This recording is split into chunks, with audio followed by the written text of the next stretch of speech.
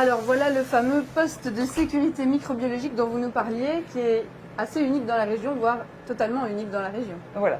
C'est un poste. En fait, ce qui est unique dans la région, c'est l'association des deux, c'est-à-dire les doubles sas qui permettent effectivement un jeu de pression et l'habillement le plus stérilement possible.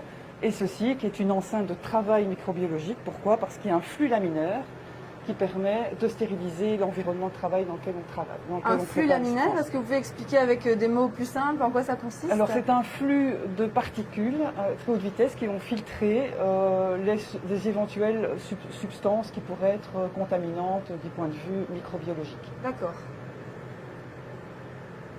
Donc comment ça se passe avec cette machine? Que font les technologues? Alors les technologues ont ici sous la main tout ce qu'il faut pour préparer leurs produits.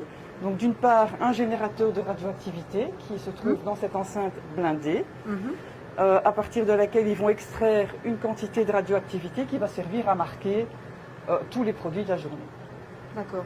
Alors la mesure de l'activité qu'on administre aux patients, il faut savoir que ce sont des examens qu'on pratique chez tout le monde, depuis le nourrisson jusqu'à la personne âgée, mais que la dose est toujours adaptée en fonction de l'âge et du poids de la personne. D'accord. Et donc pour calculer cette dose, eh bien effectivement, on utilise ce qu'on appelle un calibrateur de dose ou un activimètre, ce sont des synonymes qui permettent, en fonction du poids et de la taille du patient, de calculer la dose qu'il faudra administrer.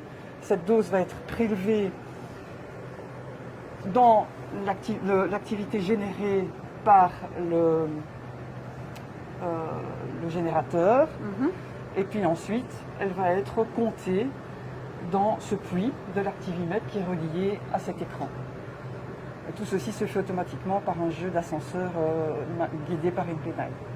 Tous les déchets issus des manipulations et qui sont radioactifs sont ensuite jetés dans une poubelle intégrée dans le plan de travail. D'accord. Lorsque la seringue est prête, elle est acheminée avec l'étiquette qui identifie le patient, le produit injecté et l'activité administrée.